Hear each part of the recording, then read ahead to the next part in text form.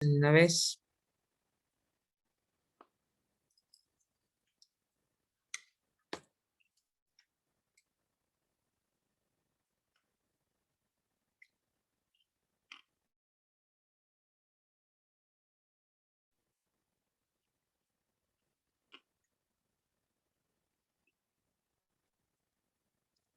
Muy bien. Vamos a empezar entonces con el tema de fisiología renal. A ver, este tema es un poco complicado para la mayoría, pero en realidad no lo es tanto. Es sumamente sencillo. Solamente ser un poquito ordenado nada más.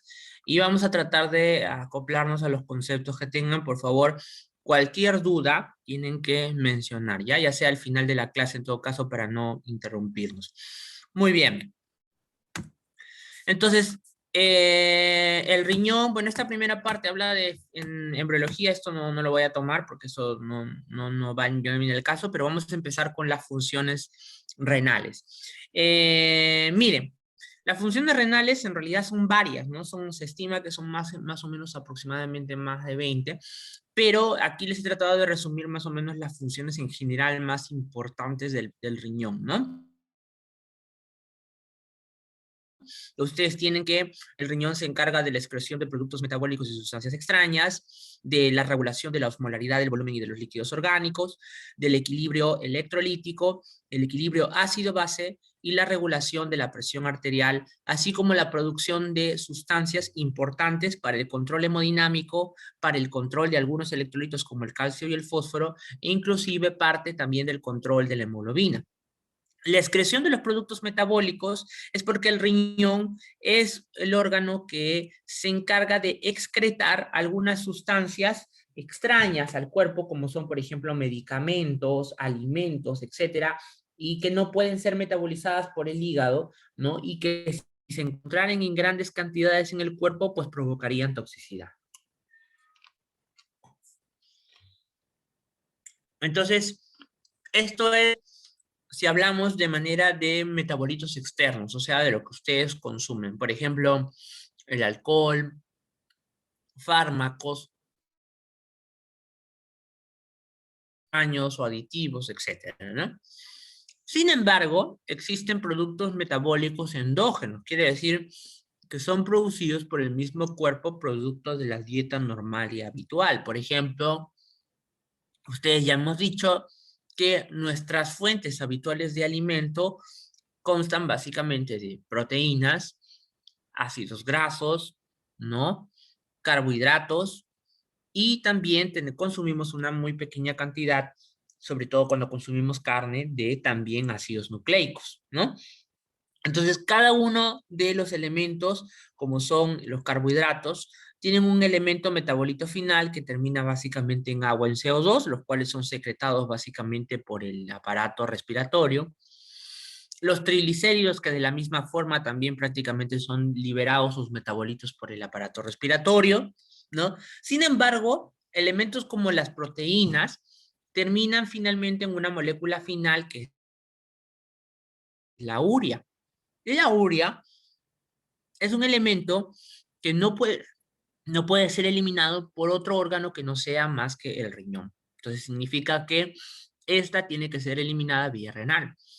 El segundo es el ácido úrico, que es un producto metabólico de los ácidos nucleicos, ¿no? Y el tercero es la creatinina. La creatinina, y aquí voy porque vamos a detenernos en la próxima clase más o menos en qué consiste la creatinina, es un producto metabólico de la masa muscular, ¿no? O sea, nosotros tenemos dentro de los miocitos tenemos, ya sabemos, miosina, actina, ¿no? Las proteínas de la membrana celular, etcétera. Pero hay una enzima particular que crea el músculo, que sirve para la generación de energía y por lo tanto la contracción muscular, que se denomina como la creatina quinasa, ¿no? Y esta creatina quinasa, ¿no? Esta creatina quinasa es importante para la contracción muscular, ¿cierto? Entonces, su derivado metabólico es la creatinina, ¿no? La creatinina, ¿sí? En realidad, Para fines tóxicos, la creatinina en realidad no es muy tóxica, pero hago recalco porque nosotros los médicos la utilizamos mucho en la práctica para poder determinar la función renal, como ya les voy a explicar en las otras clases. La segunda función es regular la osmolaridad de los líquidos. Ustedes, como vamos a ver en esta clase, nuestro cuerpo busca siempre el equilibrio de las sustancias, ¿no? Electrolíticas y también del agua, de tal manera que el movimiento entre un compartimento a otro sea para mantener un determinado equilibrio entre un compartimento A y un compartimento B. El equilibrio electrolítico, ¿no? De sodio, potasio, magnesio, cloro, bicarbonato. El equilibrio ácido-base, que es la clase que a la que nadie le gusta, ¿no? Va a ser nuestra última clase. La regulación de la presión arterial. Ojo que aquí es importante mencionar que sus funciones la hacen conjuntamente con el corazón, como hemos visto anteriormente, y la producción de hormonas, ¿no? Por ejemplo, la renina, que es una hormona, más que una hormona, es una enzima, ¿no? Que conocemos muy bien, actúa sobre el sistema renina-angiotensina-aldosterona, como ya hemos hablado en cardio.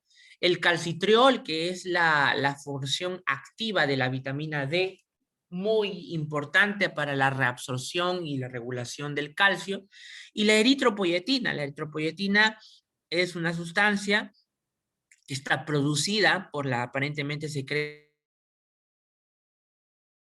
de las células intersticiales del riñón y que se encarga de promover la maduración de las células o de la colonia estimulante de eritroblastos. Quiere decir que estimula al glóbulo rojo, ¿no? Por eso es que, por ejemplo, pacientes con enfermedades renales muy avanzadas aparecen con anemia, ¿no? Por el déficit de eritropoyetina.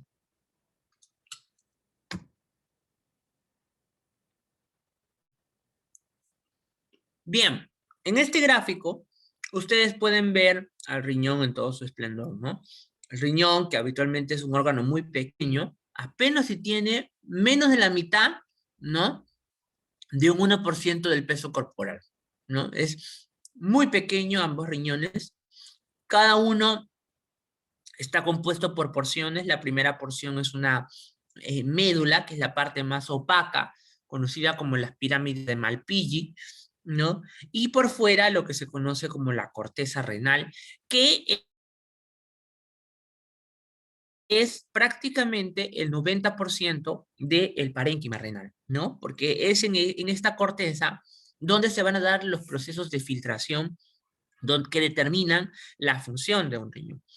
El riñón es un órgano que habitualmente no duele, ¿no? Y eso lo digo porque ustedes van a escuchar mucho que pacientes no se quejan, dicen, doctora, me duele la espalda, me duelen los riñones.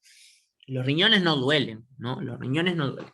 ¿Qué es lo que duele en un riñón? El riñón está tapizado por una cápsula, que es la cápsula de Gerota. Esa cápsula de Gerota lo envuelve al riñoncito y cuando se distiende la cápsula, eso es lo que duele, ¿no? Por ejemplo, estados de pielonefritis, ¿no? O sea, que es la inflamación aguda del riñón, producto de una infección, la ITU alta que le dicen, ¿no? Y todas ellas, miren ustedes, todos estos, tanto la corteza como la médula, pero sobre todo la médula, acaba esta pirámide de Malpighi en una determinada desembocadura, ¿no? Que se conoce como los cálices, ¿no? Específicamente los cálices menores. Y a su vez, estos cálices menores acaban en los cálices mayores, ¿no? Y finalmente, lo que se conoce como la pelvis renal y finalmente el uréter, ¿cierto? Muy bien. Entonces, todo esto está sumamente bien irrigado gracias a que la arteria renal llega directamente al riñón, ofreciendo hasta 5 ramas conjuntamente con la vena. Y miren ustedes, se diseca y se distribuye muy bien y perfectamente a lo largo de todo el parénquima renal, de tal manera que el riñón es un órgano sumamente bien vascularizado. Tan vascularizado es que la velocidad de sangre a la que le llega el riñón es más o menos 1.25 litros por cada minuto. Eso quiere decir que consume un 25% del flujo sanguíneo, ¿no? Del flujo sanguíneo. alguna vez yo les dije que existían diferencias entre la cantidad de flujo sanguíneo, me parece que en cardio, y el consumo de oxígeno, ¿no? Miren ustedes, e inclusive estos no tienen nada que ver con el peso del órgano. O sea, ¿qué quiere decir? Un órgano, por más pesado que este sea o grande, no necesariamente involucra que el flujo sanguíneo sea bastante, ¿no? Es más, miren ustedes, el peso del músculo. Los músculos de nuestro cuerpo involucran prácticamente 31 kilos, casi gran parte de lo que con respecto a nuestro peso corporal, ¿no? ¿Por qué? Porque los músculos son los que le dan el peso al cuerpo.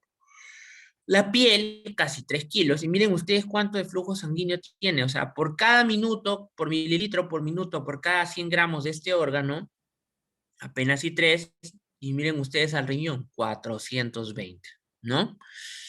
Por ende,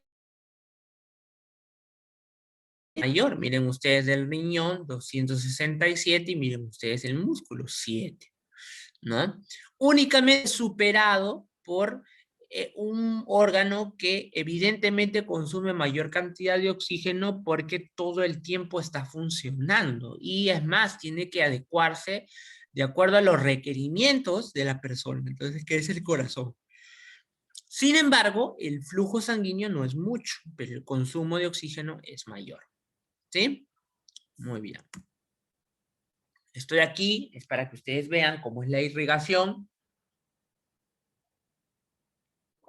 ¿no? La irrigación de la nefrona, perdón, del riñón, ¿no? Termina en arteria renal.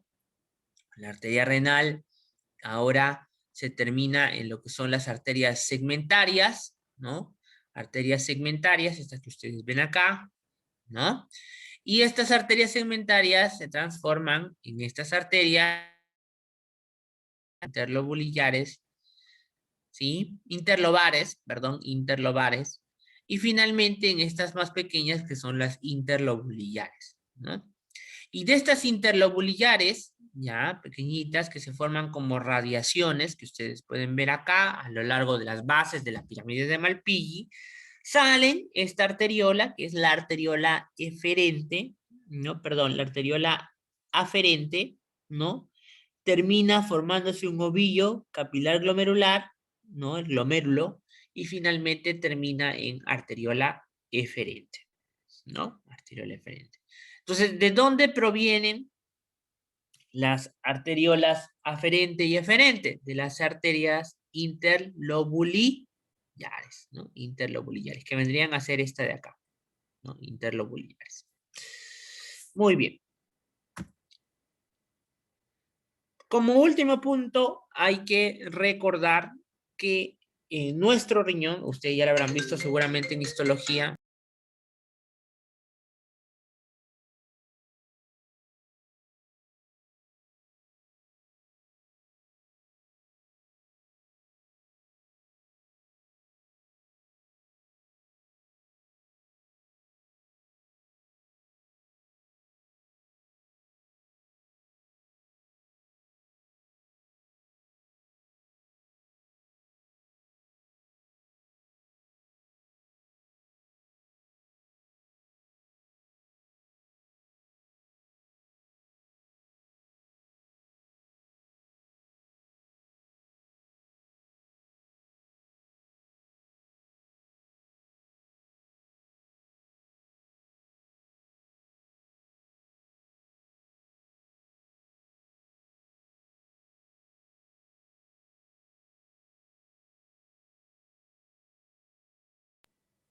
bueno, entonces, a ver, para que vean aquí, ya en este caso, ustedes van a ver que las funciones del riñón dependen básicamente, ¿no? De una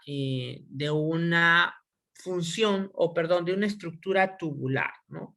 Y esa estructura tubular, ya, esa estructura tubular es conformada por una primera parte que está formada por un ovillo capilar. Este ovillo capilar finalmente está determinada o envuelta, ¿no? Por toda una cápsula, que es la cápsula glomerular, ¿ya? Y que envuelve a todo este ovillo capilar, ¿no? Y todo este envoltura de esta cápsula, ¿no? Termina drenando en todo un sistema de túbulos, ¿no? Que está formado por una primera parte, que es el túbulo contorneado proximal, el asa de Henle, el túbulo distal, ¿no? El túbulo conector, que es este que está aquí, y el túbulo colector, ¿no? Que está formado por el túbulo colector cortical, túbulo colector medular, e inclusive cada parte de la médula tiene una porción externa y una porción interna. Por eso hay túbulo colector medular externo y túbulo colector medular interno.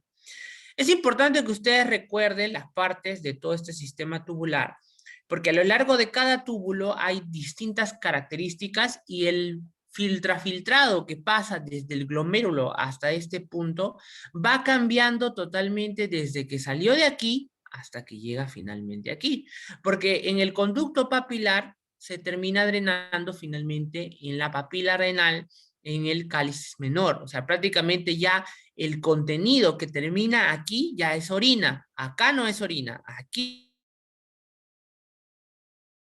los solutos y el agua van cambiando sus concentraciones y por lo tanto el líquido va cambiando. Aquí el líquido ya es orina, aquí todavía es ultrafiltrado. ¿Sí? Entonces, ¿por qué es importante que lo entiendan? Porque a este conjunto ya hasta aquí, hasta túbulo contorneado distal, se le conoce como la nefrona. Y la nefrona, doctores, es la unidad funcional del riñón. Nosotros tenemos dentro de nuestros ambos riñones aproximadamente una cantidad total de más o menos unos 2.4 millones de nefronas en total, ¿no? Una muy amplia cantidad de nefronas, lo que quiere decir que tenemos 2.4 de unidades vasculares ultrafiltrando nuestra sangre, haciendo posible que no se limpie rápidamente la sangre durante varias veces en el día, ¿no? Muy bien. Y las nefronas, existen a su vez dos tipos de nefronas, la nefrona cortical y la nefrona yuxtamedular. La nefrona cortical es una nefrona que, como ustedes podrán darse cuenta aquí, el glomérulo se encuentra mucho más cerca de lo que es la porción más superficial del riñón y el asa de Henle, que es esta porción de acá delgada, como ustedes pueden ver acá, ¿no? Van a ver que llega hasta apenas la región externa de la médula, ¿no? O sea, habíamos dicho que la médula renal, hay una médula interna y hay una médula externa, ¿no? La médula interna, ¿no? La médula interna es esta de aquí, y la médula externa es esta que está por acá. Entonces, perdón, la nefrona cortical se caracteriza porque sus nefronas solo llegan hasta la porción externa de la médula renal o de la pirámide de Malpighi, ¿no? Mientras que las nefronas de origen yuxtamedular se caracterizan porque la nefrona llega hasta el final de la médula. Prácticamente, miren ustedes, a la altura del conducto colector, ¿no? Conducto colector final, que es el conducto que prácticamente termina en la papila renal, que es donde drena el contenido de la orina finalmente a los cálices menores, ¿no? Esto evidentemente involucra que la nefrona yuxtamedular tenga una mayor longitud a costa, básicamente, del asa de Henle, ¿no? En el asa de Henle, cabe recordar que existen porciones diferentes, ¿no? Está la porción descendente delgada del asa de Henle, ¿no? Acá, descendente delgada del asa de Henle, la ascendente delgada del asa de Henle y una muy pequeña porción, que es esta que ustedes ven acá, que se llama la porción ascendente gruesa del asa de Henle. Y de aquí para adelante ya es túbulo distal, ¿no? Túbulo distal. ¿Sí?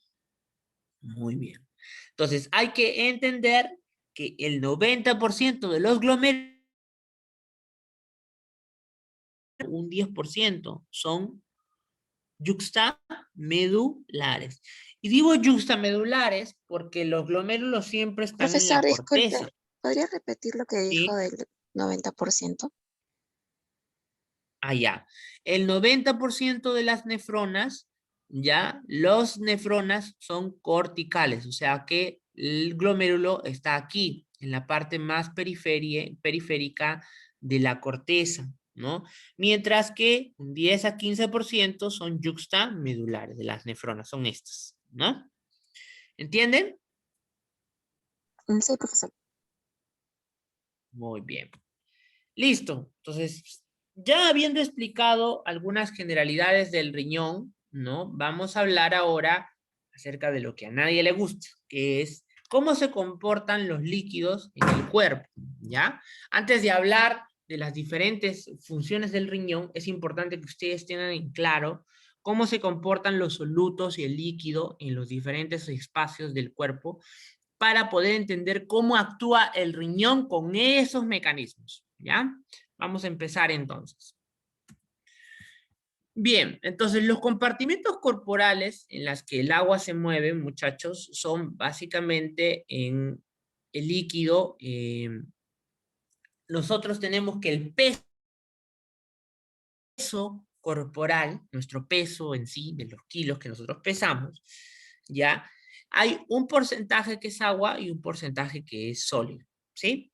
Entonces, normalmente en un hombre o en una mujer de 1,73 metros cuadrados, menos de 55 años, más de 18 años, habitualmente la proporción suele ser esta. En el hombre es más o menos un 50, en el hombre, perdón, claro, es más o menos un 60%, y en la mujer un 55%, ¿sí? Se quiere decir que de su peso, 55% es agua y en el hombre 60% es agua, ¿sí? Muy bien. En el caso de, en esta agua, en este compartimiento de pura agua, hay que entender que a su vez existen espacios en los que el agua se distribuye. Y es que el agua puede estar en el interior de la célula como puede estar en el exterior de la célula. Como nuestro cuerpo es básicamente pura célula, la mayor cantidad del agua, de este 60% de fluidos que nosotros tenemos como varones, o 55% que tienen las mujeres, ya están distribuidos en un 2/3 más o menos en el intracelular,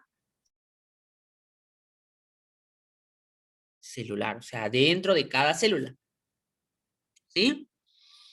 En el caso de el extracelular, que es más o menos 1/3 del agua corporal total, ¿ya? A su vez, existen en realidad dos compartimentos. ¿Cuáles son esos dos compartimentos? El extracelular es todo el agua que está afuera de la célula, pero el espacio que está afuera de la célula pueden ser de dos tipos. Puedo referirme al intersticio, o sea, el espacio que está entre célula y célula, o puedo referirme al intravascular, o sea, el agua que está dentro de nuestras venas y nuestras arterias y nuestros capilares, ¿cierto?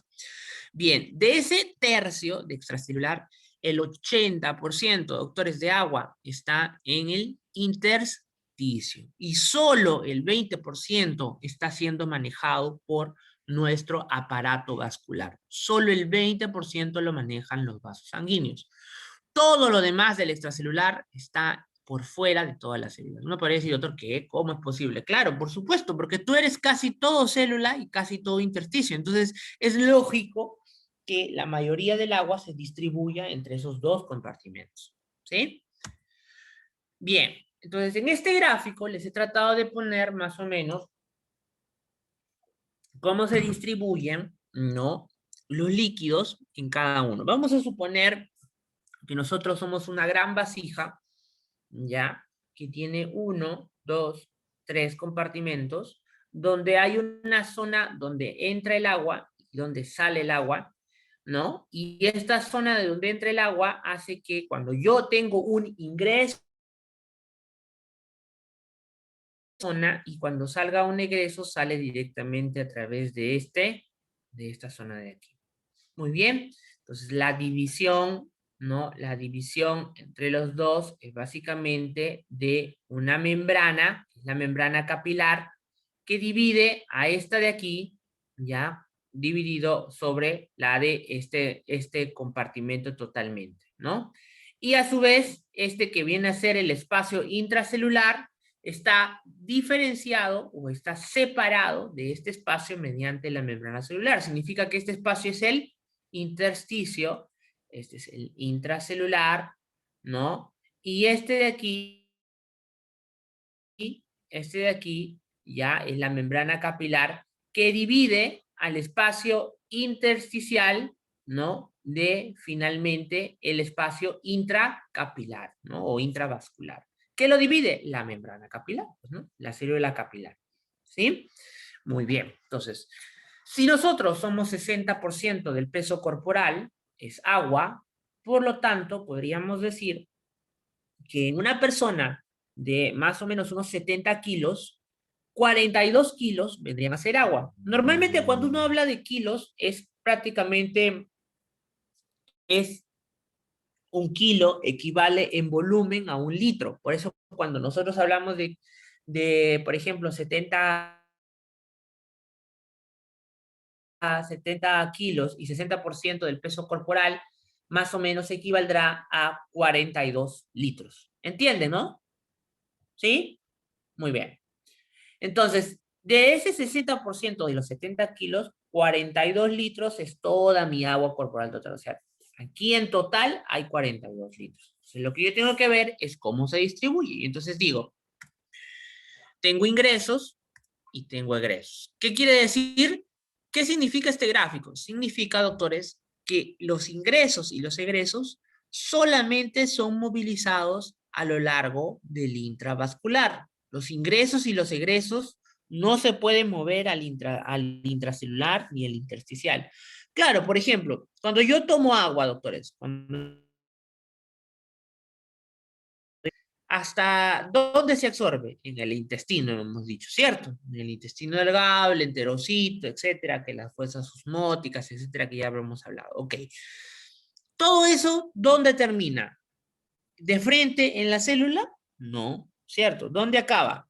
Acaba en el intravascular. ¿Por qué? Porque el que le absorbe el agua absorbida por el enterocito es el capilar, ¿no? En la región basal del enterocito. O sea, todo el agua que uno consume termina finalmente en el intravascular. Por lo tanto, los ingresos y los egresos, o sea, las pérdidas, son básicamente a través de intra o extravascular, ¿no? O a través de conductos especiales, como por ejemplo el aparato gastrointestinal, ¿no?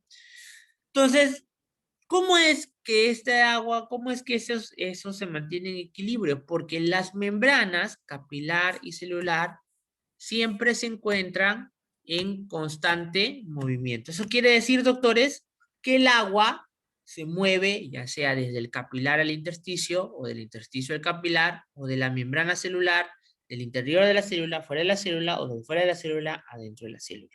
¿Sí?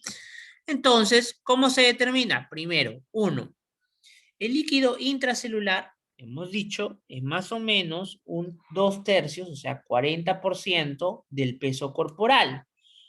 Entonces, si yo digo que es 40%, ¿cuánto será? Si yo digo que 60% es 42, 40% equivale a 28 litros.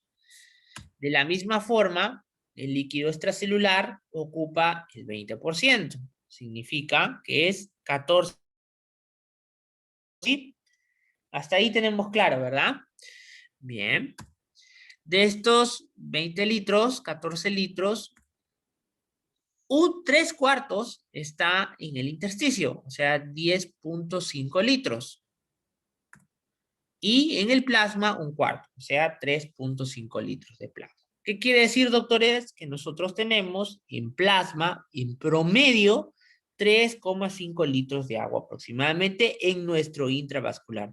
Entonces, ¿dónde está la mayor cantidad del agua? En el intracelular. ¿Quién le sigue? El intersticial y en menor medida, el plasma. ¿no? Y toda esta agua siempre está en constante movimiento, ¿no? Se está moviendo de un compartimento a otro, un compartimento a otro, uno y otro, todo el tiempo, ¿no? Muy bien. Y este líquido, ¿no? Que es el líquido transcelular, ¿no? Este líquido transcelular, como vemos acá, ¿no? Es un líquido que nosotros le conocemos como el tercer espacio. Es un líquido especial que está en un espacio muy pequeño, ¿no? En un espacio muy pequeño, ¿no? Que habitualmente no es considerado porque apenas involucra el 1,5%. A este espacio se le conoce como el tercer espacio, ¿no? Y ese tercer espacio se conoce como líquido transcelular y habitualmente en total es más o menos 1,5 a 2 litros, ¿no? 1,5 a 2 litros. ¿Dónde está ese líquido transcelular? Por ejemplo, acá está, en el líquido sinovial, en el líquido peritoneal, el líquido pericárdico, el líquido pleural, el líquido cefalorraquídeo, el interior del tracto gastrointestinal y el líquido de la bilis. Todos ellos, doctores, son considerados como tercer espacio o líquido transcelular. ¿Sí? Que miren ustedes, en suma total apenas irán, ¿no? Sin embargo, hay que tenerlos en cuenta, ¿por qué? Porque hay circunstancias patológicas en las que el líquido transcelular aumenta de sobremanera, ¿no? Bien. Este cuadro que ustedes pueden ver acá, doctores, es el cuadro que yo habitualmente siempre les exijo a los residentes de nefrología en el hospital. Y deberían de hacerlo no solo los residentes de nefro, sino también todos los internos de medicina y todos los lugares donde nos atrevemos a tratar pacientes con soluciones de líquido, por ejemplo, hidratación, etcétera, ¿no?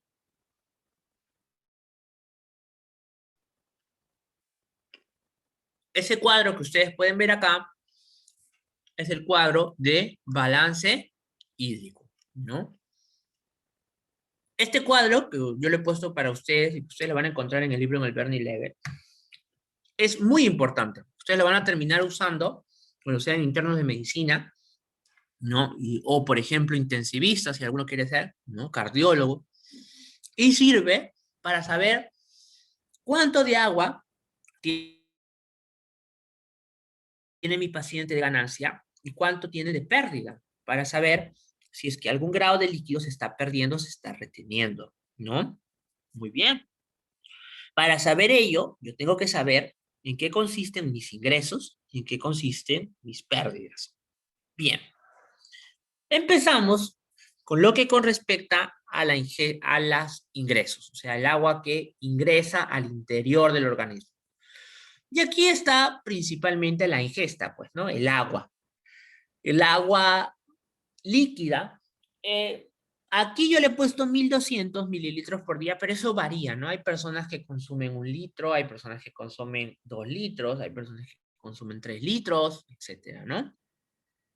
El otro grado de alimentación, que miren, y aquí es importante, por eso una de las cosas que decimos cuando decimos que hay que tener el control de los alimentos, es que los alimentos también proveen agua. Ustedes comen una uva, comen una fresa, comen una manzana, comen arroz. Todo eso tiene una cierta cantidad de agua en su interior, que tú no lo notas porque no está en solución líquida, pero sí tiene agua. Eso puede equivaler más o menos a una cantidad de unos 1,000 mililitros. Luego está el conocida como el metabolismo o el agua metabólica. ¿Qué es el agua metabólica, doctores? El agua metabólica es, me parece que ya lo había dicho alguna vez cuando abrimos absorción, de que es el agua producto de las reacciones químicas de nuestro cuerpo, ¿no? Ustedes ya hemos visto que formar proteínas, para formar proteínas, para formar carbohidratos grandes, ¿no? Como son el glucógeno, etcétera, o triglicéridos. Hemos dicho que requerimos de formar una molécula de agua. O sea que el cuerpo va ganando moléculas de agua con cada reacción química que va realizando. Entonces, sin embargo, es apenas una molécula, ¿no? Por cada reacción. Por eso es que en cuanto a mililitros, más o menos se dice que el metabolismo o el agua metabólica es más o menos 300 mililitros. Es más o menos lo estándar, ¿no? Muy bien. De eso total me da todo un ingreso, que es más o menos 2.500 mililitros, ¿ya? Y a eso le comparo cómo son las pérdidas. Las pérdidas pueden ser de dos tipos. Hay pérdidas sensibles, que sí son detectables por la persona, ¿no? Y las pérdidas insensibles. Las pérdidas sensibles son las que tú te puedes dar cuenta, ¿no? Por ejemplo, el sudor, que es más o menos 100 mililitros por día, las heces, que habitualmente son entre 100 a 200 mililitros por día, la orina, que de igual forma va a depender de la cantidad de agua que yo produzca, ¿no? Que yo ingiera. Entonces va a ser más o menos 1.500 mililitros por día. De las pérdidas conocidas como pérdidas insensibles, ¿no? Las pérdidas insensibles son pérdidas que no son detectables por la persona y que se están dando normalmente constantemente. ¿Cuáles son esas pérdidas? Por ejemplo, las pérdidas cutáneas. ¿Por qué? Porque a través de la piel, doctores, nosotros perdemos una cantidad de agua por evaporación directa, ¿no? Hacia el medio ambiente. Sin embargo, las pérdidas cutáneas no suelen ser muchas, apenas a 300 mililitros por día, debido a que la piel que está debidamente indemne, toda, no lacerada, ¿no? Tiene en su interior uno de los estratos de la piel, ustedes habrán recordado, de acuerdo a mi histología, la piel tiene lo que es el estrato córneo, ¿verdad? El estrato córneo de la piel se caracteriza por tener a una molécula en su interior que es el colesterol. El colesterol del estrato córneo de la piel evita que el agua se escape directamente desde el intravascular, perdón, desde la célula de la piel hacia el exterior, ¿no? Entonces pregunta, ¿qué creen ustedes que pasará en un gran quemado? ¿No? En un gran quemado, en una persona que ha sufrido una quemadura de tercer grado de más del 20%, 50% de la superficie corporal. ¿Cuál creen ustedes que será la principal complicación de los quemados? Es la deshidratación, pues muchachos, ¿no? ¿Por qué? Porque las pérdidas pueden aumentar hasta 1 litro, 2 litros, miren ustedes, ¿no? Por eso una de las primeras cosas que se hospitaliza, cuando un quemado se hospitaliza, es la inmediata hidratación vía endovenosa, ¿no? Justamente para evitar las pérdidas que se producen debido a la pérdida del estrato córneo, ¿no? Y las otras son las pérdidas pulmonares. Ustedes se acuerdan que yo les dije, cuando vimos fisiología respiratoria, que uno de los gases que estaba presente en las vías respiratorias en el alveolo y que hacía el cambio contundente en cuanto a la concentración o las presiones para vapor de agua. Quiere decir que el agua se puede perder a través de la vía respiratoria, ¿no? Y esa pérdida es pérdida insensible. Tú no la puedes, tú no sabes que estás perdiendo agua en este momento. Entonces, esas pérdidas son más o menos 350. ¿Eso qué me da como resultado total? Una pérdida de 2.500. ¿Qué quiere decir, doctores? Que normalmente nosotros estamos haciendo un balance hídrico de 0. ¿Por qué? Porque nosotros perdemos lo que ingresamos en todo el día, ¿no? El cuerpo necesita solo una cantidad determinada de agua y con esa funciona. Pero nosotros requerimos de tomar agua abundante para que esa agua que se va perdiendo sea recuperada. Y la que está de más, que ya no requerimos más, la perdemos, ¿no? Muy bien. Hasta aquí han entendido, ¿verdad, muchachos? Sí. Este cuadro que está acá es para que vean ustedes que las pérdidas gastrointestinales, doctores, no solamente, ¿no? Ya eso lo hemos visto en digestivo, pero miren ustedes, el volumen de las pérdidas gastrointestinales es regular, sobre todo en el intestino delgado. Y eso es para que vean que las concentraciones en electrolitos es diferente, uno de cada secreción, ¿no? Ustedes van a ver que el bicarbonato es mucho mayor en cuanto a intestino delgado, porque evidentemente aquí hay pues el bicarbonato proveniente del jugo pancreático, ¿no? Etcétera, es mucho mayor. Bien, ya hemos hablado entonces cómo se comportan los líquidos en cada compartimento. Entonces, necesitamos hablar de cómo se comportan los solutos que están en el interior de ese líquido, ¿ya? Entonces, para eso, hay que recordar que nuestras células y nuestros compartimentos están conformados por ejemplo, ¿no? Creatinina, bilirrubina, ácido láctico, urea, glucosa, grasa, colesterol, fosfolípidos, proteínas, ¿no? Y además existe un menor componente muy pequeño, ¿no? Que son los electrolitos, que son sustancias muy pequeñas de muy poco peso molecular, ¿ya? Pero que sin embargo, a pesar de ser partículas pequeñas, juegan un papel y un rol importantísimo, porque como hemos visto en las anteriores clases de fisiología, son inclusive los responsables de mantener la permitir el intercambio de bombas, ¿no? Son responsables de los mecanismos de absorción y de excreción de los solutos a nivel del tracto gastrointestinal, etc. Bien, vamos a ver aquí, a ver, perdón.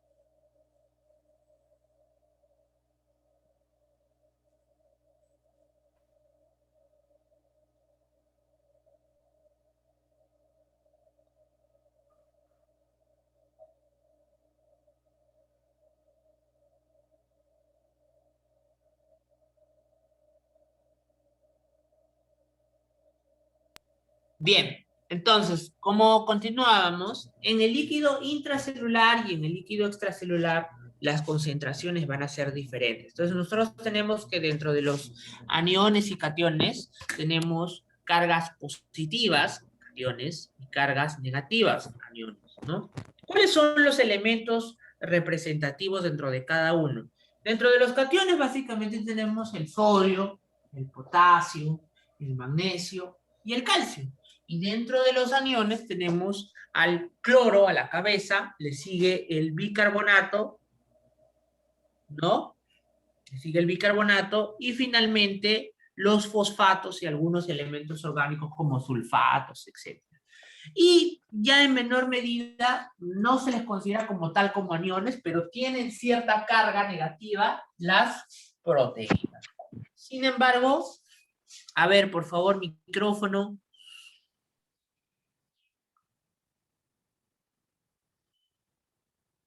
Ya, muy bien. Entonces, ustedes van a ver que en cada compartimiento, doctores, existe una distribución distinta de cada elemento. Hay elementos o cationes que están en gran cantidad en el extracelular y hay otros que están en gran cantidad en el intracelular.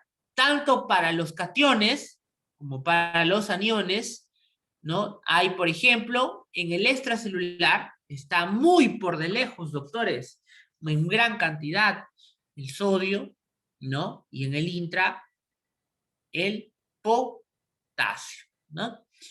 Muy por demás, está quien más, tenemos al extracelular al cloro y al bicarbonato. ¿Cuál es el anión que hay con mayor cantidad en el intracelular? Los fosfatos, ¿no? Los fosfatos son por excelencia los aniones que más hay en el intracelular. Bien, y eso es lo que tenemos acá. ¿Ya? nosotros tenemos, miren el sodio. Normalmente tenemos 145.000 equivalentes afuera y adentro tenemos 12.000 equivalentes. En el caso del potasio, la mayor concentración, 150 hay en el interior de la célula, y solo 4 hay afuera de la célula, ¿ya? En el caso del calcio, hay muchísimo más en el extracelular y muy poco o pequeño a nivel del intracelular, ¿ya? En el caso del cloro, ¿ya? En el cloro hay mayor afuera, 105, y solo 5.000 equivalentes, ¿no?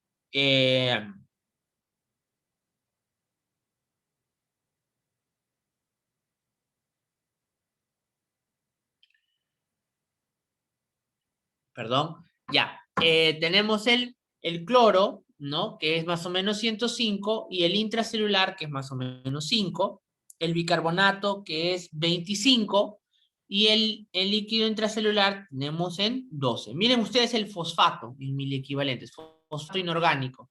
Es 100.000 equivalentes en el interior y 2.000 equivalentes hacia afuera. Igual el pH, ¿no? Puede variar entre 7.1 y 7.4 en el extracelular. Ahora, por ejemplo, cuando ustedes van y le dicen a un familiar o un paciente, ya muy bien, hay que saber cuánto tiene de sodio, potasio. Pregunta, ¿de dónde obtenemos la muestra? ¿Del extra o del intra?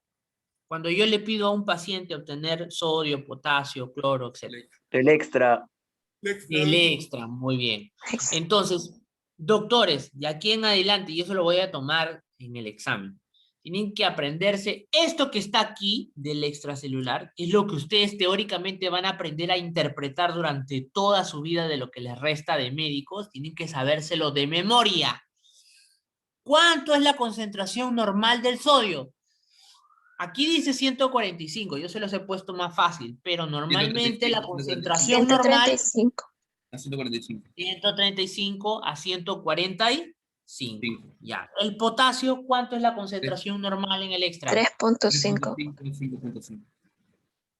3.5 ¿y cuánto? 5.5. Muy bien, doctor. Gracias a Dios me has contestado bien. Ustedes saben que van a encontrar libros donde dicen que es hasta 4.5, ¿ya? Ya, esa es una falacia, no es cierto. Por favor, el potasio normal es de 3.5 a, como ha dicho el doctor, 5.5. El potasio hace mucho tiempo que ya le hemos aumentado el rango, ¿no? Les digo porque a veces yo estoy de guardia y me llaman a las 3 de la mañana por una interconsulta por potasio en 4.9 y me dicen hipercalemia, ¿no? No sé si ponerme a llorar o gritarle al interno que me han mandado a las 3 de la mañana interconsulta así. Ya. Entonces, el calcio, ¿ya? El calcio que es más o menos 5.000 equivalentes, ¿ya? Que va más o menos entre 4.2 a 5, ¿ya? El cloro, que va entre 105 aproximadamente 109. El bicarbonato, 24 menos 2. que va ¿de cuándo? De 24 más ¿Cómo? 24 más Muy menos. bien, doctor. Muy bien, doctor. 24 más menos 2. El fosfato, que nosotros el fosfato no lo medimos mucho en mil equivalentes. Ese sí no se lo voy a pedir mucho que se lo aprendan en mil equivalentes, porque habitualmente nosotros el fosfato lo manejamos en miligramos por decilitro. Porque fosfato en realidad es una forma simple de hablar, porque son varios tipos de aniones fosfato. Son varios, no solamente es un fosfato, son fosfato. ¿No? Fosfato con valencia baja, con valencia alta, etcétera, ¿ya? Y el pH que involucra evidentemente la concentración de los hidrogeniones, ¿no? Que es 7.35 a 7.45, ¿ya? Ahora, doctor, ¿cómo hago entonces para saber los del intracelular? Eso no se puede, ¿no? Ustedes no pueden punzar la célula y dosar en el interior el sodio, ¿no? Esto que se sabe de aquí, estos datos se han extraído de experimentos, ¿no? Mediante punciones microcelulares prácticamente para obtener la concentración en el interior de la célula, ¿sí? Muy bien. Dicho esto, entonces, miren el gráfico de acá. Ustedes tienen los 3 compartimentos, el plasma, el intersticio y el intracelular. Bien, De acuerdo a lo que yo les he dicho, las concentraciones de la mayoría de las sustancias anteriormente mencionadas, estas colesterol, el fosfolípidos, la urea, el ácido úrico, básicamente están en el intraplasmático, ¿no? Ustedes van a ver que hay mucho mayor en esta cantidad, ¿no? Debido a que habitualmente se encuentra en el plasma. Sin embargo, hay mucho mayor inclusive en el interior de la célula, ¿sí? Muy bien. Aquí en este cuadro ustedes van a ver las diferencias marcadas de los electrolitos. Por ejemplo, miren sodio, 140, 139, miren adentro, 14. Potasio, 140. Calcio, casi 0 miliosmoles, ¿no? Magnesio, 20, ¿no? Bicarbonato, prácticamente 10. Aquí están, por ejemplo, los sulfatos, ¿no? Los sulfatos están con mayor predominancia en el interior de la célula, ¿no? Esto que son los fosfatos, los sulfitos y los hiposulfitos, ¿no? Miren, ahí está. Es mucho mayor en el interior de la célula. Muy bien. Y sin embargo, miren, todos los osmoles, todos suman igual. ¿Por qué? Porque hemos dicho que en el cuerpo, doctores, los miliosmoles, todos se encuentran en equilibrio. Eso quiere decir, ¿no? Eso quiere decir que finalmente todos deben haber en suma, deben haber igual en todos los compartimentos. ¿Cuál es la diferencia entre cada compartimento? La forma en la que se distribuyen los osmoles efectivos. O sea, aquí pueden haber más de unos y menos de otros, ¿no? Bien. Ahora vean el del intersticio y el plasma. Supuestamente los dos pertenecen al mismo compartimento, que es el compartimento extracelular. Sin embargo, hemos dicho, el extracelular se divide en intersticial y plasma. ¿Cuál es la diferencia más marcada que ustedes están notando entre los dos compartimentos? A ver, doctores, ¿qué diferencias hay entre el intersticio y el plasma según ese cuadro que está allí? Uno, ¿qué cosa? Proteína intersticial. Las proteínas, ¿qué más? Perdón un momento.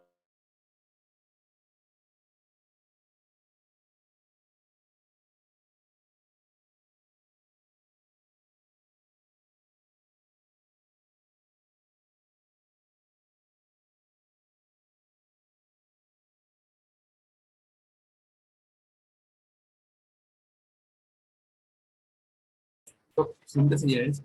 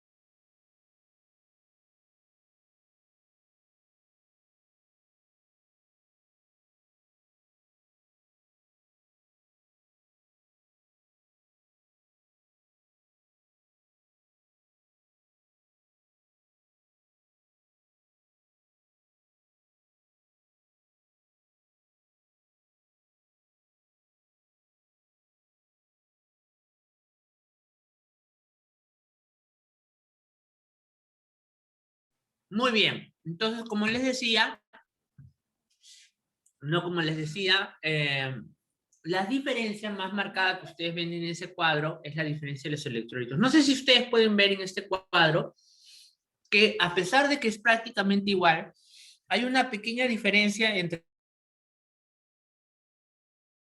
la cantidad de sodio en el intersticio y una cantidad de sodio en el plasma.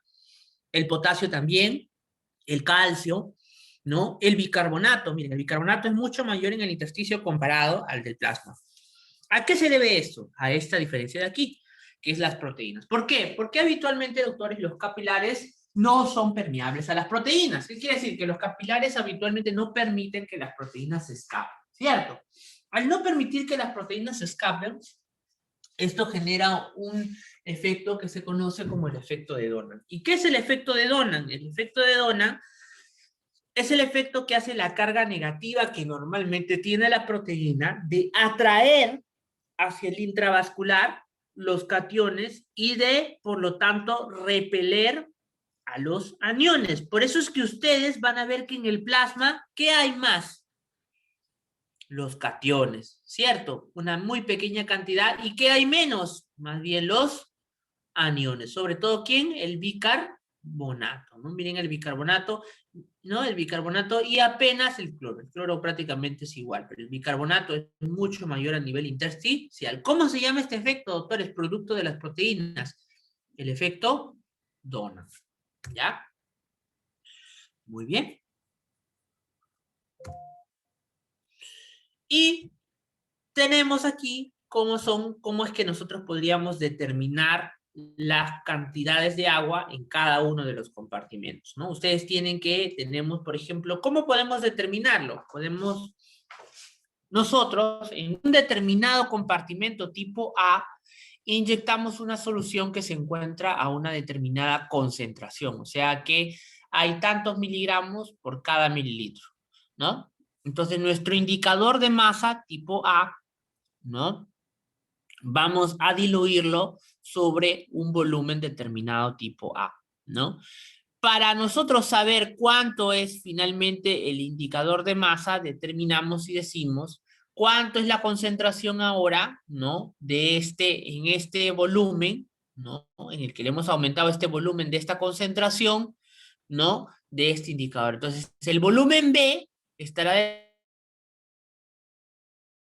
determinado por el volumen A, por la concentración de A sobre la concentración de B. Y ahí sabremos cuánto de volumen es más o menos en este recipiente tipo volumen B. Entonces, por ejemplo, decimos, se dispersa 1 mililitro de una solución que contiene 100 miligramos por cada mililitro de colorante en una cámara B.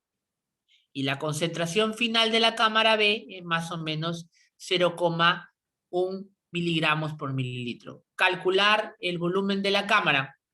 A ver, entonces, si yo digo que dispersamos más o menos 1 mililitro de una solución que contiene 100 miligramos por cada mililitro de colorante, ¿no? Entonces estamos dispersando 10 miligramos por mililitro. Si la concentración final de ese es 0,01 miligramos por mililitro, ¿cuánto tendrá de volumen? A ver, doctores. A ver, despierten, doctores. ¿Cuánto es el volumen? Calculen. ¿Cuánto es? ¿Entienden o no entienden, doctores?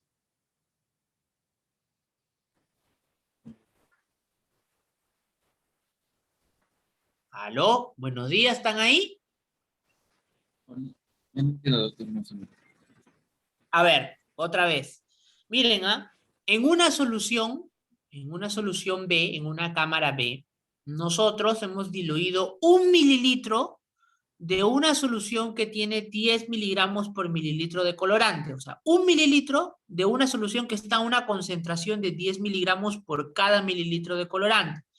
Lo hemos puesto en la cámara B y en la cámara B no sabemos cuánto hay. Hay X volumen, ¿sí?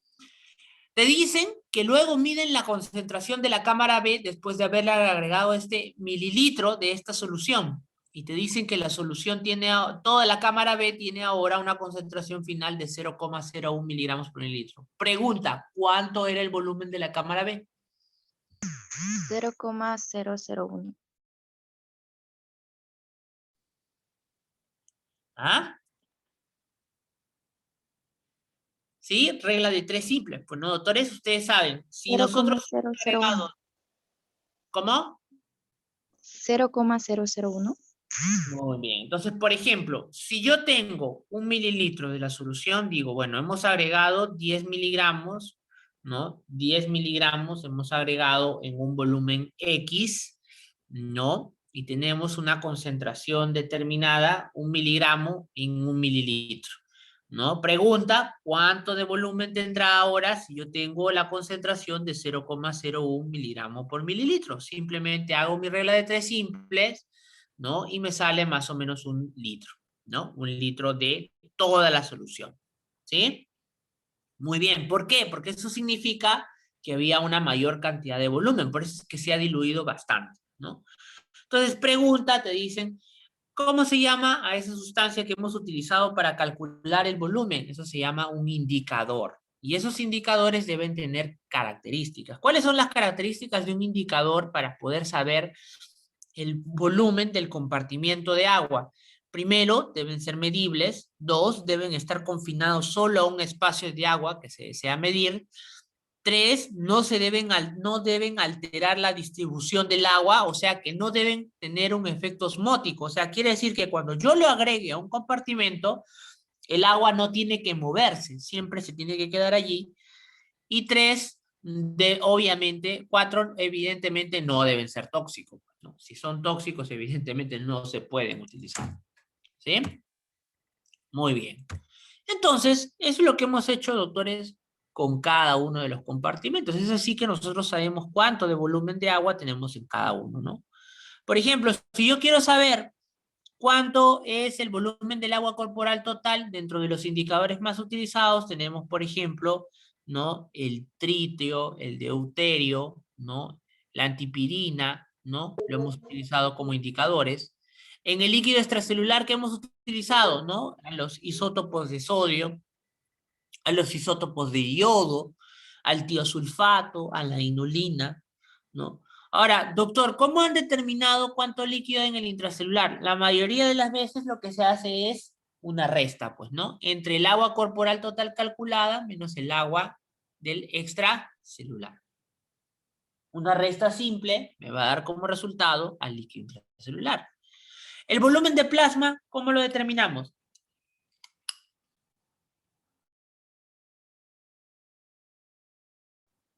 Mediante este, que es el colorante azul de Evans, la albúmina unida a isótopos de yodo, ¿no? El volumen sanguíneo, ¿cómo lo determinamos? Por volumen de plasma sobre 1 menos hematocrito, que es más o menos el porcentaje de glóbulos rojos que tenemos, ¿no? O, por ejemplo, volumen hematíes marcados por cromo 51, que también es un isótopo, y el líquido intersticial, que tampoco podemos medir, ¿no? Es sumamente difícil de medir, es el volumen del líquido extracelular menos el volumen plasmático, ¿no?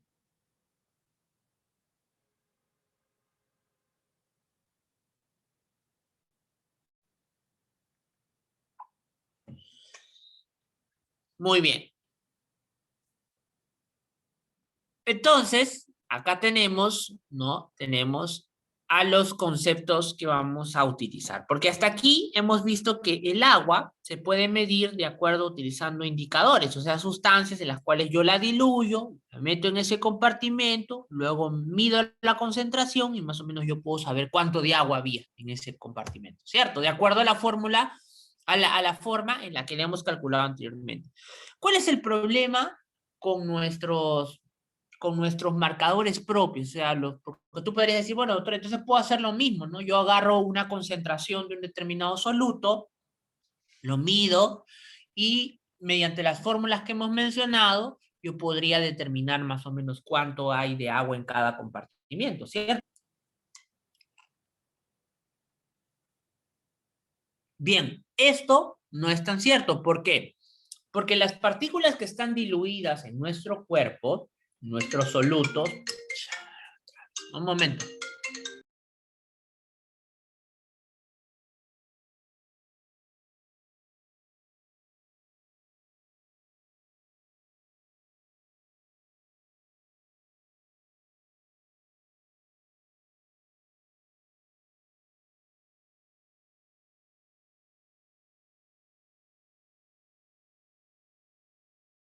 Sí, por favor. Él es un señor que, ¿cómo se llama? Lo hemos atendido por emergencia porque vino con un síndrome nefrótico descompensado. Vino totalmente hematizado y de hecho se le estaba pensando hacer la posibilidad de hacer una biopsia renal en sala de operaciones probablemente porque él es monorreno funcional.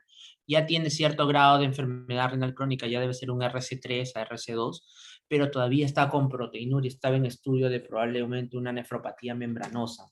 Sin embargo, la medicación y el estudio no se puede continuar porque evidentemente como no tenía referencia en nefrología, solo ha tenido cita conmigo una vez. Después el sistema ya no le permite tener más citas por el tema de la falta de referencia en nefrología.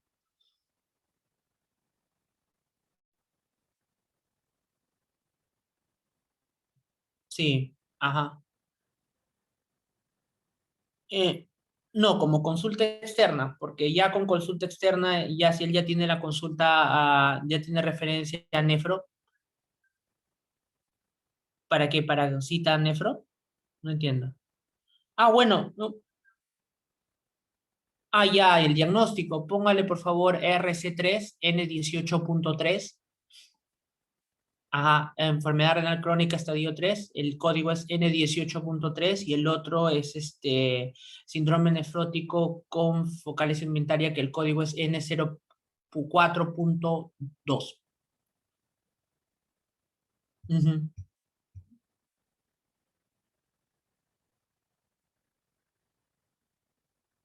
Mm, bueno, sí, sí, yo le voy a dar un adicional para el día viernes de la próxima semana, para consultorio. Ujú.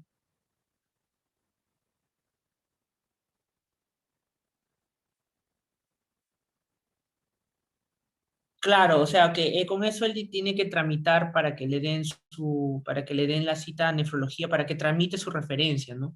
Le hagan su referencia ya en sistema y ya una vez referido en sistema ya para mí es más fácil atenderlo porque yo le puedo dar adicional y todo ello.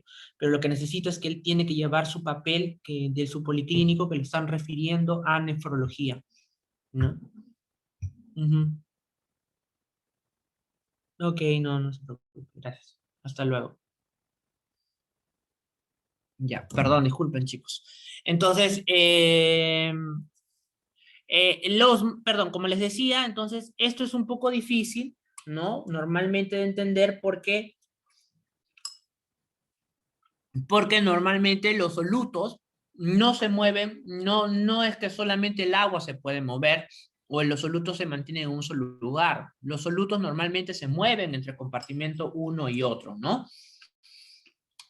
Eso se llama, doctores, un osmol osmóticamente efectivo. Una partícula que el solo hecho de cambiar de concentración de un lugar a otro hace que el agua se mueva, lo que se conoce como ósmosis, ¿ya? Una partícula que tiene ese efecto se llama partícula osmóticamente efectiva, o sea, que hace ósmosis. ¿Qué quiere decir? El movimiento del agua producto de la alteración de las concentraciones. ¿Sí? Entonces, doctores, no es lo mismo decir una mol que un osmol. Una mol es una unidad de una partícula química, ¿no? Por ejemplo, cuando decían una mol de una mol de glucosa, una mol de sodio, ¿no? Una mol de, no sé, pues de aminoácidos, etcétera. ¿Sí? No es lo mismo decir a una osmol, porque una osmol es una mol de una sustancia, pero que es osmóticamente efectiva. Por ejemplo, una mol de glucosa es igual a decir a una osmol de glucosa. Es igual a decir, ¿te acuerdan ustedes del número de Avogadro? A 6.023 por 23 partículas de soluto, ¿cierto? ¿Sí? Muy bien. Pero en el caso del cloruro de sodio, por ejemplo, una mol de cloruro de sodio no es lo mismo a una osmol. ¿Por qué? Porque en el cloruro de sodio hay dos partículas osmóticamente efectivas. ¿Cuáles son? El sodio y el cloro. Que quiere decir que es igual a dos osmoles, ¿no? Dos osmoles. ¿Por qué? Porque aquí hay dos partículas que generan cada una fuerza de cambio de concentración que hace que el agua se pueda mover de un lugar a otro. ¿Sí? Muy bien. Entonces, ¿qué sucede cuando yo, por ejemplo, ¿no? Tengo un cambio de concentración en un compartimento donde lo único que se puede mover es agua. O sea, vamos a suponer que yo tengo una célula o varias células y estas células que adentro tienen agua, lo meto en un vaso precipitado y la membrana de la célula solo permite el paso del agua, o sea, no permite el paso de los solutos, solo el agua nada más. Bueno, primero, en primera instancia, hay una determinada cantidad en el intra, ¿no? Y hay una determinada cantidad en el extra, ¿cierto? Muy bien.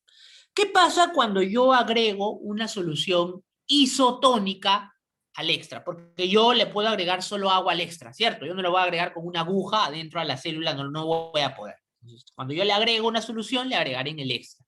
Muy bien, entonces, ¿qué pasa cuando la solución que yo le agrego es isotónica? ¿Qué significa isotónica, doctores? A ver, ¿quién sabe qué significa Igual. isotónica? Es más baja.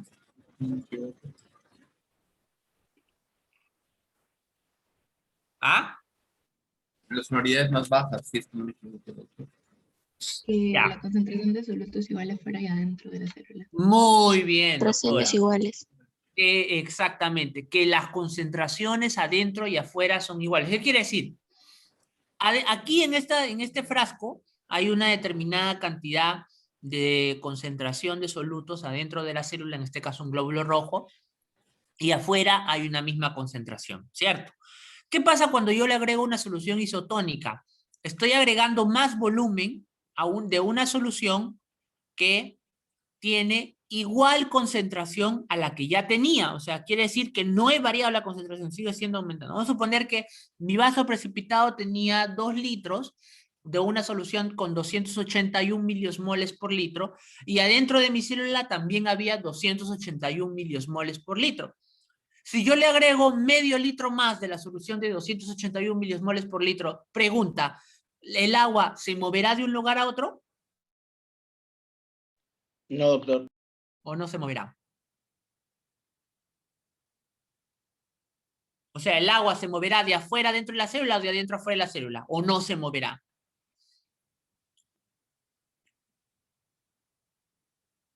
¿Aló? ¿Están ahí o no están ahí? No se moverá, pues Aumenta chicos. por- No se moverá. ¿Por qué no se moverá? Porque he agregado una solución isotónica. O sea, no importa si yo agregue 3, 4, 5 litros, el agua no se va a mover, va a seguir siendo la misma que había dentro de la célula y la que va a aumentar va a ser la que está afuera, o sea, la del extracelular. Por eso en este cuadrito ustedes ven que lo que aumenta es el extracelular. ¿Por qué? ¿Por qué no se mueve el agua de aquí para acá? Porque la solución sigue teniendo la misma concentración, chicos. No ha cambiado, porque yo le he agregado la solución con 280 milismoles por litro. Y acá tenía 280 milimoles por litro y adentro de la célula también había 280 milimoles por litro. Si no hay gradiente de concentración, el agua no se mueve, no se va a mover de aquí para acá ni de acá para acá. ¿Me entienden o no me entienden? ¿Sí? Doctores, ¿están entendiendo o no están entendiendo? Sí, doctor. Sí, doctor. Muy bien. Entonces, nosotros los médicos, chicos, cuando queremos agregarle volumen a una persona, por ejemplo, vamos a poner, ¿no? Han visto, tienen a su abuelito que estuvo todo el fin de semana en diarrea, se fue en diarreas el pobre abuelo, ¿ya? Cuando lo han llevado a la posta, ¿qué es lo primero que le hacen? ¿Han visto?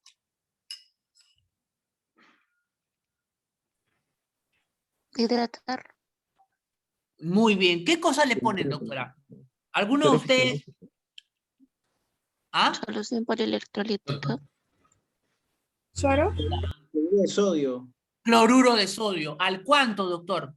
al 0.9. Al 0.9, exactamente, ¿no? Exactamente, doctores. Al 0,9. O también le ponen a veces dextrosa al 5%. ¿Por qué? Porque esa solución al 0,9, doctores, es una solución isotónica. Tiene la misma tonicidad que tiene nuestro plasma. O sea, lo que está buscando es aumentarle volumen, más no que el agua se mueva de afuera dentro de la célula. ¿Me entienden? Entonces, la solución isotónica en el hospital que nosotros utilizamos en nuestra práctica diaria son el cloruro de sodio al 0,9% y la dextrosa al 5%. Porque normalmente tiene una solución muy bien. Doctor, una pregunta. ¿El 5% es isotónico entonces? Sí, exactamente.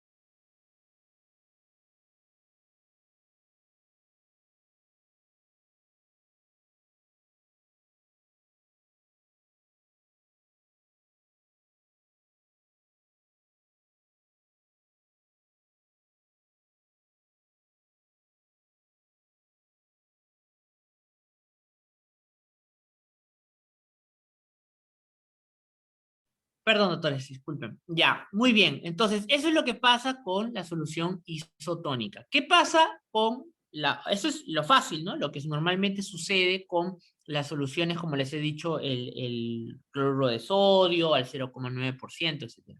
¿Qué pasa en la solución hipotónica? Miren, ¿ah?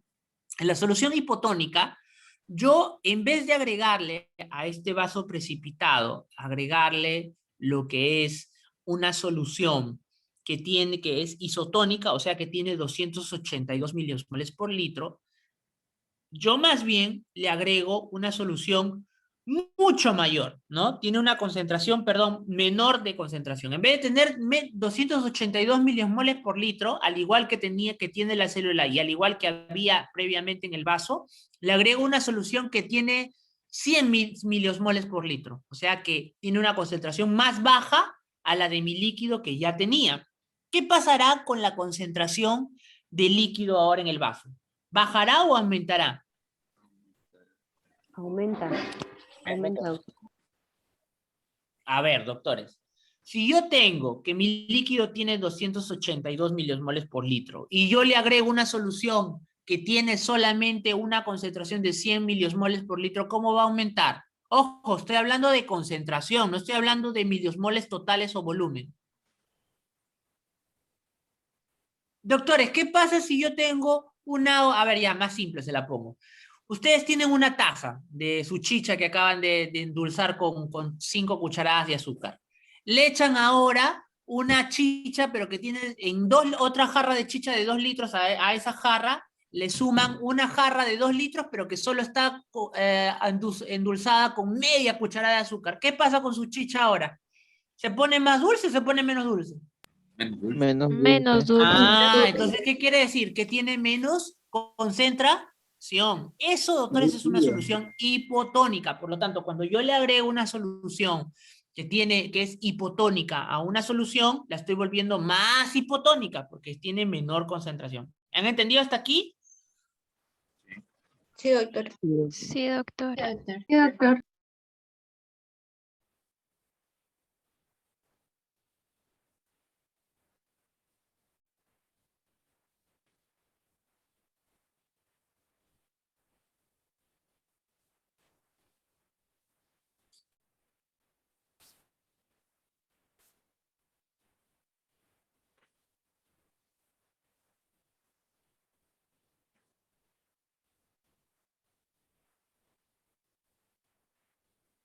Muy bien. Entonces, doctores, ya, normalmente cuando tienen una solución hipotónica, ya, una solución hipotónica, muy bien, chicos, ya, eso hace que la solución tenga menor concentración afuera, ¿sí? Muy bien, yo les he dicho que la membrana de esas células que ustedes están ahí disueltas tienen una concentración determinada, 282, porque ustedes han aumentado la solución afuera de la célula, no adentro, ¿cierto?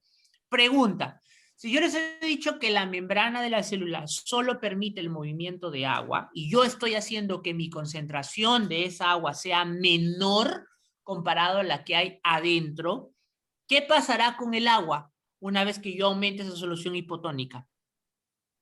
¿A dónde irá? ¿Adentro o afuera de la célula?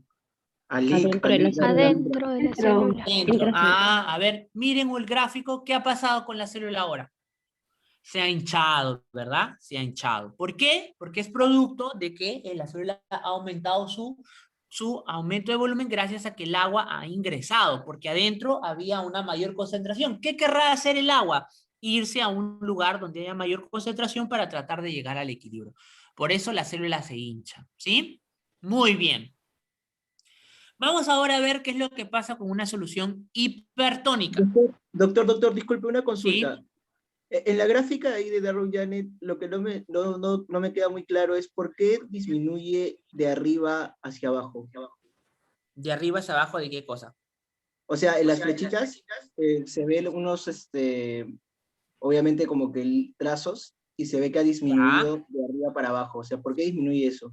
¿Por qué? Porque está bajando la osmolaridad, porque acuérdate, lo de aquí es la osmolaridad y lo de acá es el volumen. Por lo tanto, aumenta volumen porque tú estás agregando mayor cantidad de volumen de agua, hipotónico, hipertónico, pero tú estás aumentando agua, ¿cierto? Entonces, sí. y baja lo de la osmolaridad de acá, ¿por qué? Porque tú estás agregando la solución hipotónica, por lo tanto la osmolaridad no puede aumentar, tiene que bajar más bien. ¿Me entienden o no me entienden? Ah, ya he entendido, doctor, ¿Ya? muchas gracias. Muy bien, entonces eso es. Ya. ¿Qué pasa en la solución hipertónica? En la solución hipertónica, chicos, lo que sucede es que ustedes más bien agregan una solución que tiene más de 282 miliosmoles por litro. ¿Ya? ¿Entendido o no han entendido? ¿Sí? Entonces, al ser una solución hipertónica, ustedes aumentan la concentración del soluto. ¿Sí? ¿Sí? Al aumentar la concentración del soluto, muchachos, ya, al aumentar la concentración del soluto, el agua que ahora tiene aquí, ¿no? Será más concentrada comparado a la que hay dentro de la célula. Por lo tanto, ¿qué pasará? ¿A dónde irá el agua? Se crema. Se drena, o sea, más bien se va hacia afuera, ¿no? Se escapa de la célula. ¿Y qué es lo que pasa con la célula? Se colapsa, ¿no? Que es lo que ustedes ven ahí. ¿Por qué les he puesto este gráfico, doctores? Porque cuando ustedes tienen alteraciones hidroelectrolíticas, lo que ustedes están viendo ahí que pasa con la célula pasa específicamente con una célula que es muy sensible a los cambios de osmolaridad. ¿Saben quién es? Es la neurona, chicos. Por eso los cambios de la natremia, del sodio, son importantes a tomarlos en cuenta porque provocan alteraciones neurológicas gracias a que la célula o se hincha o se retrae, ¿no? ¿Ven? Muy bien. Listo. Ahora Doctor, vamos a empezar. ¿Sí? doctor, disculpe, ¿podría dar algunos ejemplos de pacientes en lo que es solución hipotónica y hipertónica, como dio en el primer ejemplo, doctor? A eso vamos. Ahí vamos. Ver lo que se usa hipertónica, ¿no, doctor? Además, el verde usan a veces hipertónica o a veces manitol, pero más que todo estamos usando hipertónica. Exactamente. Por ejemplo, cuando ustedes tienen un paciente con edema cerebral, ¿no? Le ponemos una solución hipertónica. ¿Por qué? Porque, ¿qué es lo que intenta hacer la solución hipertónica? Esto, ¿cierto? El paciente tiene un edema cerebral, o sea que el cerebro está así, hinchado. Entonces, ¿qué intentamos hacer con la solución hipertónica? Obviamente no colapsarlo, ¿no? Pero disminuir por lo menos el volumen para que llegue a ser así. ¿Me entienden? ¿O no entienden? Sí, doctor. Muy bien. Ahora vamos con el ejercicio, que era lo que decía el doctor. Miren, vamos a hacer un ejercicio donde nosotros infundimos una solución hipertónica, ¿no? Una solución hipertónica. Un cloruro de sodio al 3%, ¿cierto? En el extracelular de un paciente con 70 kilos, cuya osmolaridad plasmática es 280 miliosmoles por litro. ¿Sí? ¿Entendido? Sí, doctor. Muy bien. Pregunta, ¿cómo sé yo que es una solución hipertónica?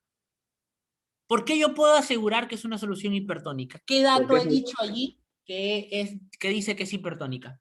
El 3%, el cloruro de 3%. Muy bien. ¿Qué significa el 3%? Que hay 3 gramos de cloruro de sodio en 100 mililitros. Y yo les dije que la solución isotónica era 0,9. ¿Qué significa? Que la isotónica tiene 0,9 gramos de cloruro de sodio en 100 mililitros. Es casi 3 veces más de lo que normalmente tiene la concentración de una solución isotónica. Entonces es una solución hipertónica. Muy bien.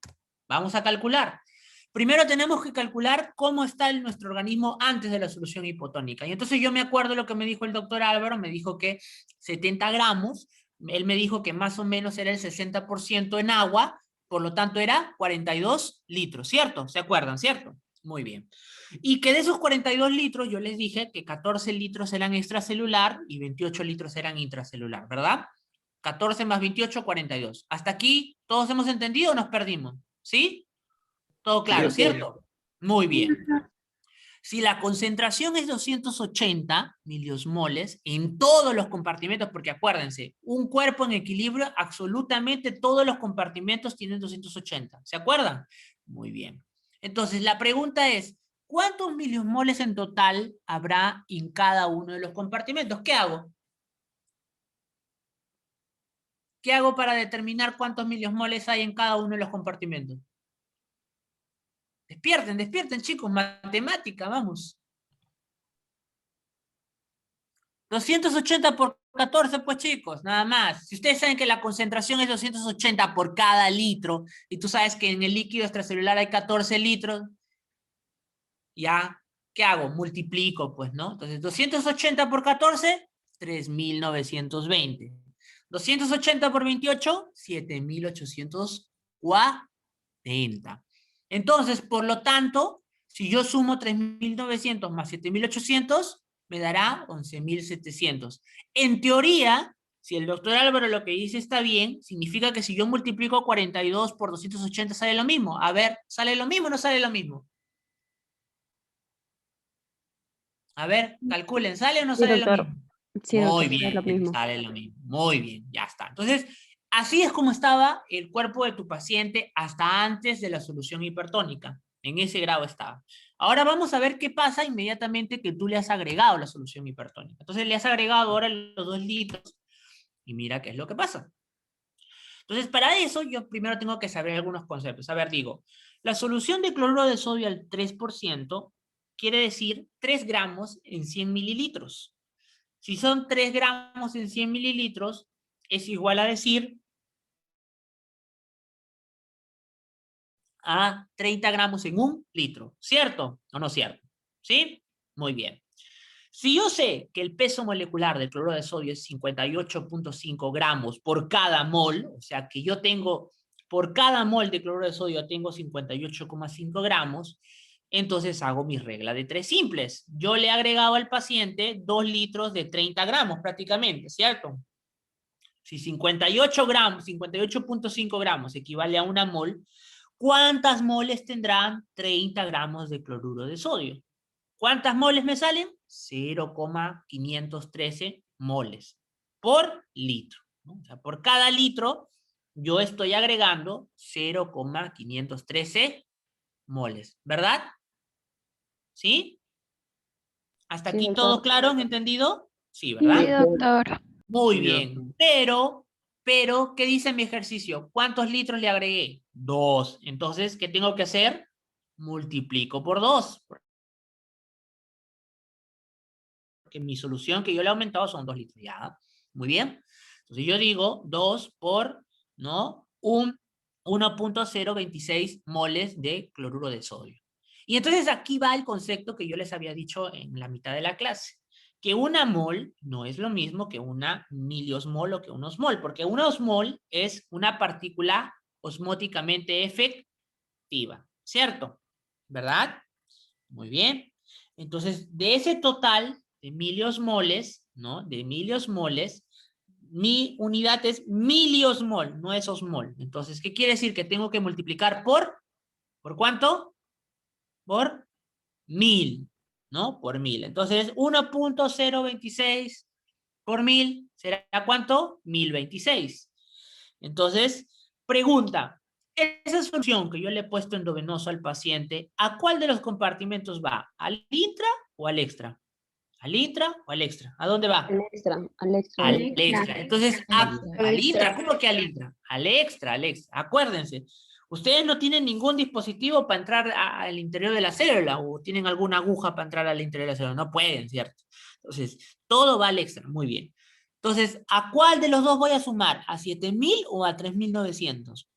A 3.900. 3.900. Entonces sumo, muy bien. Entonces sumo y digo 1.026 miliosmoles más los 3.920 miliosmoles que tenía de mi paciente. ¿Cuántos miliosmoles ahora tendrá en el extracelular mi paciente? 5.971 miliosmoles. ¿Entendido o no han entendido? Sí. ¿Ya? Entonces, ¿y cuánto de volumen tendrá mi paciente ahora? ¿14 litros? No, porque le he agregado Porque- 2. Muy bien, yo le acabo de agregar 2 litros de la solución. No solo le he agregado miliosmoles, también le he agregado agua. Entonces, ahora tiene 16 litros. Entonces, este compartimiento definitivamente ya no tiene 280 miliosmoles por litro de concentración. ¿Cuál será la nueva concentración? ¿Cómo hago, doctor, para saber la nueva concentración? Divido, pues, 5.971 miliosmoles sobre 16 litros. ¿Cuánto me da mi nueva concentración? 373 miliosmoles por litro. ¿Entendido o no han entendido hasta allí? Sí, doctor. Muy bien. Sí, doctor. Entonces, ojo que aquí estamos bajo el supuesto que las células de mi individuo solamente pueden mover agua, no se mueven los solutos. O sea, aquí solo se puede mover el agua, no el soluto. ¿Ya?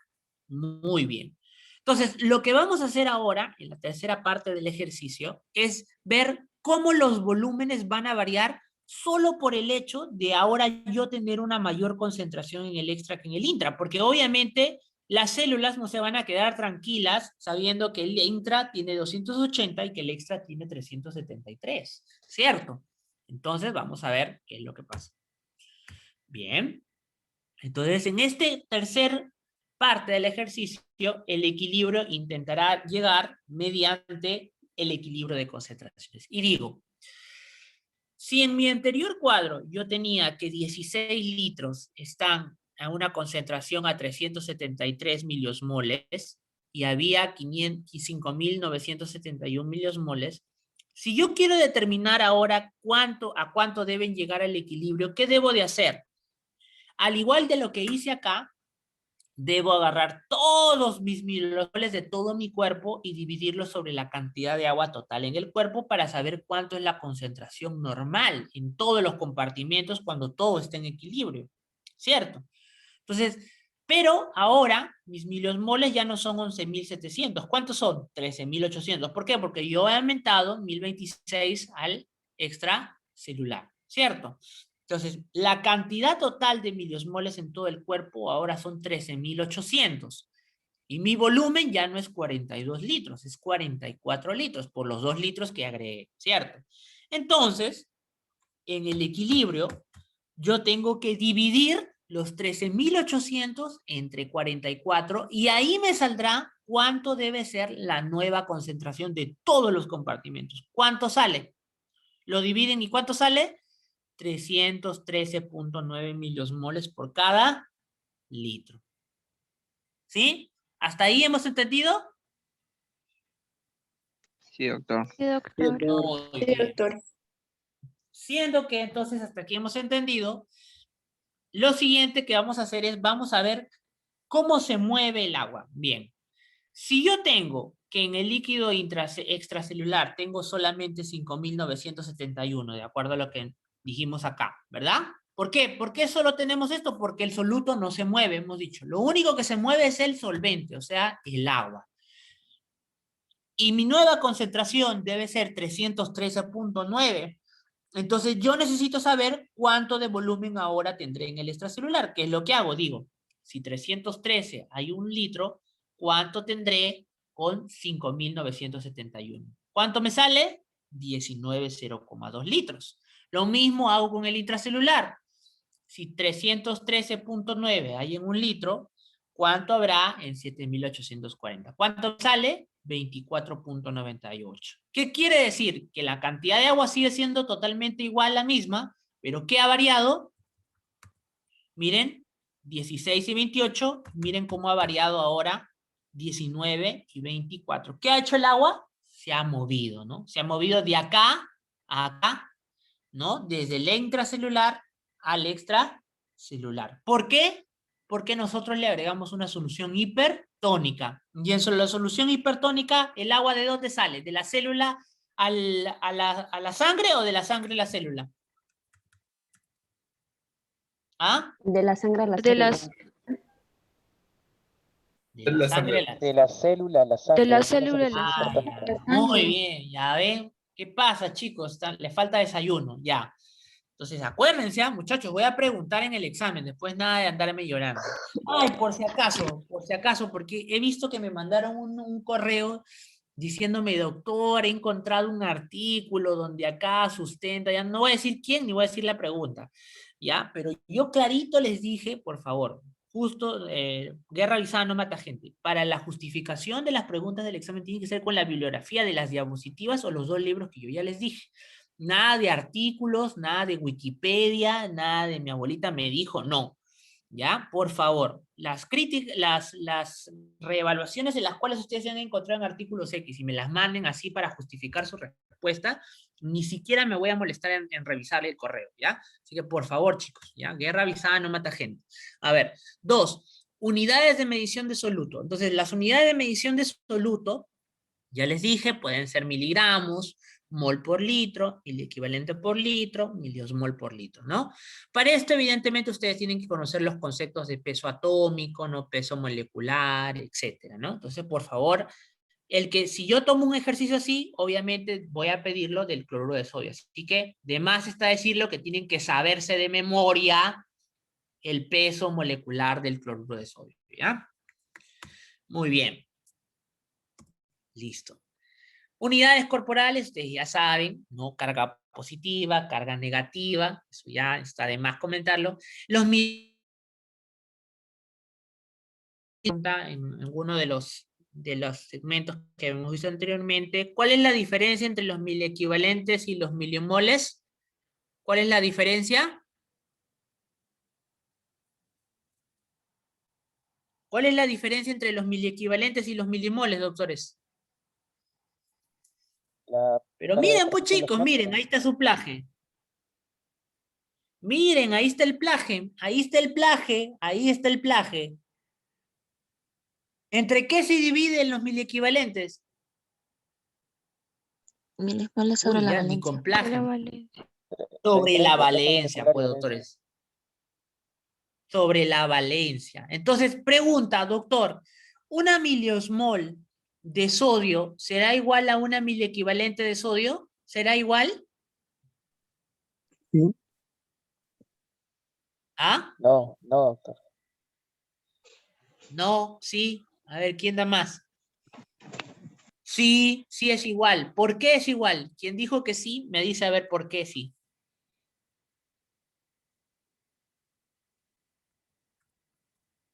¿Por qué es igual? En el caso del sodio, ¿por qué en el sodio es igual decir una milimol de sodio es igual a un miliequivalente de sodio? ¿Por qué?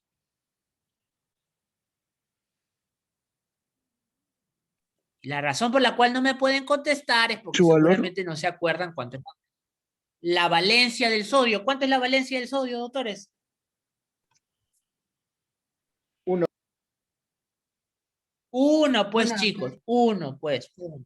Acuérdense ustedes que la valencia es el orden de la tabla periódica al que pertenece el elemento. El sodio pertenece al 1, por eso la valencia del sodio es 1.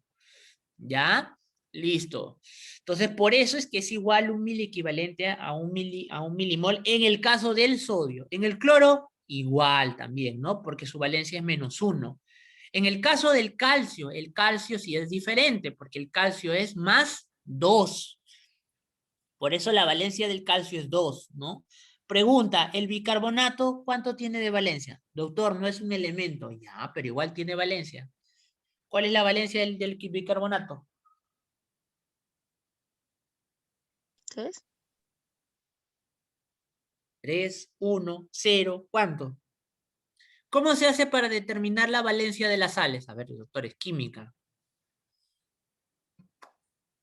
Eso cuando está en el colegio nos enseñaban. A ver, la valencia del bicarbonato. ¿Cómo hacen ustedes para las sales para determinar la valencia? La carga negativa, ¿no? Entonces ustedes tienen... ¿Cómo se representa normalmente el bicarbonato?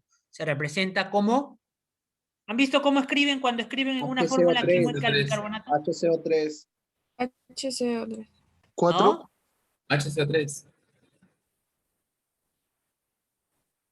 HCO3. ¿Así nomás? ¿Sí? ¿Así nomás escribe en química el bicarbonato? No, ¿qué falta acá? ¿Qué falta? Anión negativo.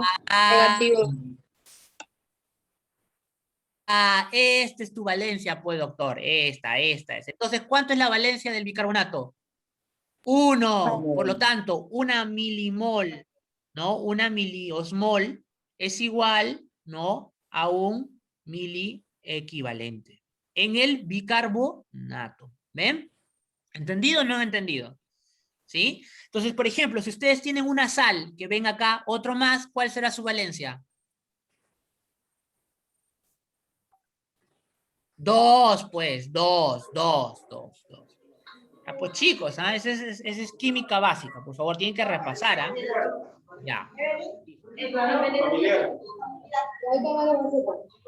Ya, silencio. A ver.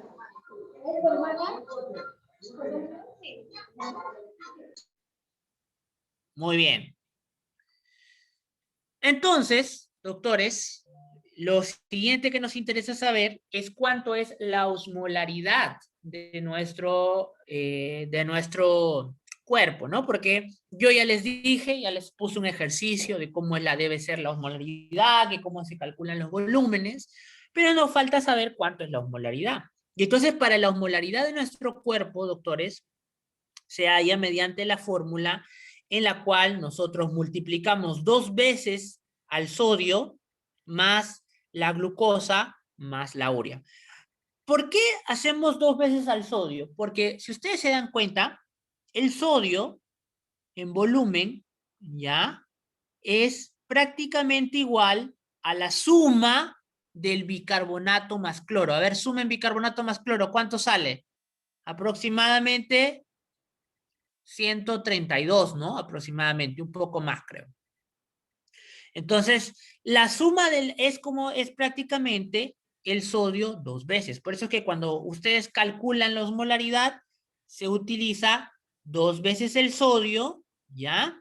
Más los osmoles que habitualmente están en mayor cantidad en la sangre, pero que necesitan cantidades muy elevadas para ejercer un efecto osmótico. La glucosa en miligramos por decilitro y la urea en miligramos por decilitro. Pero miren ustedes, divididas entre 18 y entre 6, que es más o menos su peso atómico, ¿no? Entonces, significa que yo para alterar la osmolaridad plasmática, doctores, necesito una concentración de glucosa sumamente elevada.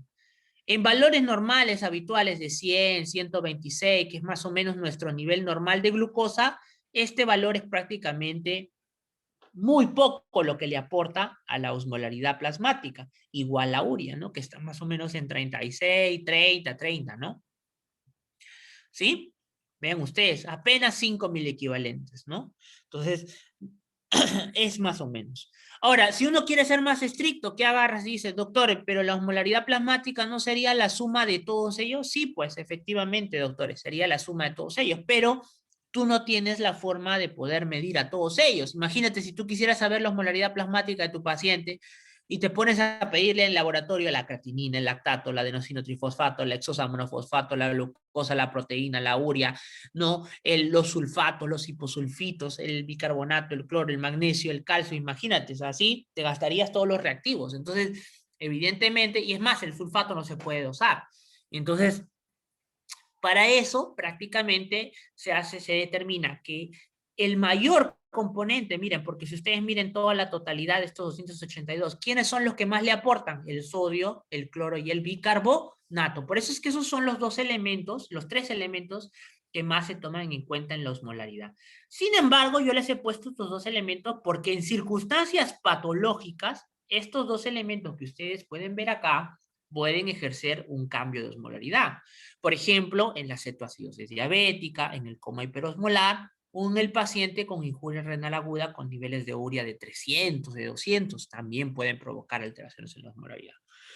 Entonces, acuérdense porque esto viene en el examen. Ahora, en el examen vamos a suponer que yo agarro y no me da la gana de poner ni la glucosa ni la urea. Ustedes dirán, doctor, pero así no puedo determinar la osmolaridad, no puedo saber nada. Falso. Porque ustedes tranquilamente, sabiendo que estos apenas aportan 5 o 4.000 equivalentes, en realidad el más importante, ¿quién es? Es el sodio, ¿cierto? Entonces yo les puedo poner esto, o les puedo poner estos 3, o solo les pongo este, y ustedes tienen que determinar, ¿no? La osmolaridad plasmática. ¿Cuánto es? Si es 280 a 290 milismoles por cada litro de agua, ¿no? O kilo de agua. ¿Sí? ¿Entendido? ¿Entendido, chicos? Sí, doctor. Sí, doctor. Muy bien. Y para finalizar ya, ¿no? ¿Cómo se determina, ¿no? ¿Cómo se determina el traspaso de agua, porque hasta aquí lo que yo les he dicho es que el agua se mueve por concentraciones, ¿no? Que si hay en un lugar mayor concentración y que si hay en otro menor concentración, el agua se mueve de un lado a otro, ¿no? Y que la solución hipertónica y la solución hipotónica. Sin embargo, acá no estamos tomando una variable importante, que es la de la ley de Starling. ¿Qué dice la ecuación de Starling? La ecuación de Starling dice de que para que haya movimiento de agua, no solamente es importante la gradiente de concentraciones, sino también tiene que haber una gradiente ¿de qué cosa? De presiones, ¿no? De presiones. Muy bien. Entonces, la ley de Frank Starling establece que el flujo del agua va a variar dependiendo, ¿no? Dependiendo, ¿dónde está para cambiar el puntero? Ya, a ver, acá está. Ya. La ley de Frank Starling establece que va a variar dependiendo de uno, el coeficiente de filtración capilar. ¿Qué significa el coeficiente de filtración capilar? El coeficiente de filtración capilar es un coeficiente que habla de la peculiaridad o la particularidad al capilar al que yo me refiero. No un capilar fenestrado a un capilar continuo de un tejido, ¿no? Entonces, el coeficiente de filtración habla de la capacidad de filtración y de, por lo tanto, la porosidad del capilar, ¿no? Muy bien. Esto multiplicado por la gradiente de presiones entre la presión hidrostática capilar, o sea, la presión que ejerce el agua dentro del vaso sanguíneo, y la presión hidrostática intersticial, o sea, la presión en el intersticio, la presión del agua. Esto menos el coeficiente de reflexión, que habla de las propiedades de refracción de las proteínas, sobre todo la albúmina, que cuando es albúmina habitualmente es 1, ¿ya? Y 2, multiplicado esto a su vez por la gradiente de presión oncótica. ¿Se acuerdan ustedes cuál era la presión oncótica? La presión oncótica es la presión ejercida por las proteínas que hacen lo contrario a la presión hidrostática, ¿no? La presión oncótica jala agua hacia su compartimento. Entonces, la presión oncótica en el interior del capilar, aquí jalará agua hacia dentro del capilar y aquí hacia el intersticio. Entonces, todo eso, doctores, es la ecuación de Frank Starling, ¿ya? Y es la que determina el movimiento del agua. Entonces, este gráfico ya más o menos lo habíamos visto en cardio, ¿no? Ustedes tienen que, por ejemplo, una presión hidrostática, ¿no? Una presión hidrostática a nivel del capilar de la arteriola. Miren ustedes, ¿no? Aquí vemos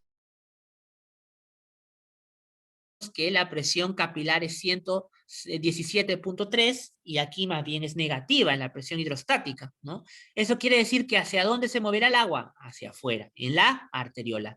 Conforme va pasando a lo largo del capilar venoso, el agua se va haciendo cada vez menor porque va quedándose en el intersticio. ¿Y qué es lo que no puede salir? Habitualmente, ¿qué no sale en grandes cantidades? ¿Ah? ¿Qué es lo que no sale, doctores, de los capilares habitualmente? Porque no son muy permeables esas sustancias. ¿Qué cosa no sale? Proteínas. Las proteínas. Entonces, ¿qué pasará en el extremo venoso con la presión oncótica? Aumentará, ¿no? La presión oncótica aumentará. Por lo tanto, en este punto, donde la presión hidrostática ha bajado, pero la presión oncótica más bien aumenta, ¿hacia dónde tenderá a irse el agua? Hacia el interior de la vena. Entonces, por eso es que ustedes, este mecanismo es bajo el que funcionan los capilares en el extremo venoso y en el extremo arterial, ¿ven ustedes? A pesar de la aparente no permeabilidad o impermeabilidad a las proteínas, siempre se llega a escapar una pequeña cantidad de proteínas en el intersticio, y esa es la que le da, de hecho, la presión oncótica intersticial, ¿no? Entonces, sin embargo, estas proteínas te dirán, bueno, pero si es poquito no hay problema. Sí, pero si todo el tiempo se está produciendo proteínas en el intersticio, llegará un punto en el cual la presión oncótica será demasiada, ¿cierto? Entonces, ¿para qué sirven entonces los linfáticos? Los linfáticos, doctores, son los vasos de tu cuerpo que lo que hacen es volver al equilibrio lo que se ha alterado, que es regresar a las proteínas hacia los vasos sanguíneos otra vez, para que la presión oncótica no se altere. Es por eso que cuando ustedes tienen una obstrucción de vasos linfáticos sucede algo que se llama linfedema, que es un edema duro, frío, ¿no? Empastado, ¿no? ¿Por qué? Porque no solamente es agua, sino son proteínas. ¿Dónde sucede eso? En la filariasis, etcétera, que son infecciones parasitarias muy raras. Bien, y aquí ya para finalizar, ustedes pueden ver las diferencias entre los capilares. Lo que les decía, no en todos los órganos son iguales. Miren ustedes en la estrella de este capítulo, el glomérulo, el capilar, en la presión hidrostática es 45, en el intersticio es 10, la gradiente es 35, y miren ustedes en el intersticio cuánto de presión oncótica. 0. ¿Por qué? Porque el capilar glomerular, doctores, de todos los órganos, es el más especializado para evitar absolutamente, prácticamente, casi en su totalidad, de que se le escape alguna proteína. La posibilidad de escape de proteínas a través del capilar glomerular es muy pobre, casi no se escapa, apenas una muy pequeña cantidad. Tanto es así que cuando el capilar por algún motivo glomerular se daña, el paciente comienza a perder proteínas, ¿no? Por lo que se conoce como proteinuria, ¿no? Justo antes estaba llamando a un paciente que tiene una enfermedad glomerular, ¿no? Y tiene síndrome nefrótico, producto a que las proteínas se le escapan y pierde un montón de proteínas a través de la orina. Entonces, eso es, ¿no? Y miren ustedes la del alveolo y del músculo, totalmente diferente, ¿no? Miren ustedes la capacidad en la que se escapan las proteínas es mucho mayor y evidentemente la gradiente también será cada vez menor, ¿no? ¿Ven? Muy bien. Listo, muy bien chicos. Entonces hasta ahí nos hemos quedado el día de hoy. La próxima clase vamos a hacer lo que es filtración glomerular. A estudiar chicos, ¿no? Porque son bastantes los temas que tenemos que ver en esta semana, ¿sí?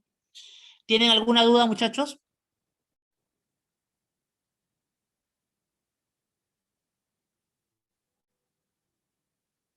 Doctores, ¿tienen alguna duda?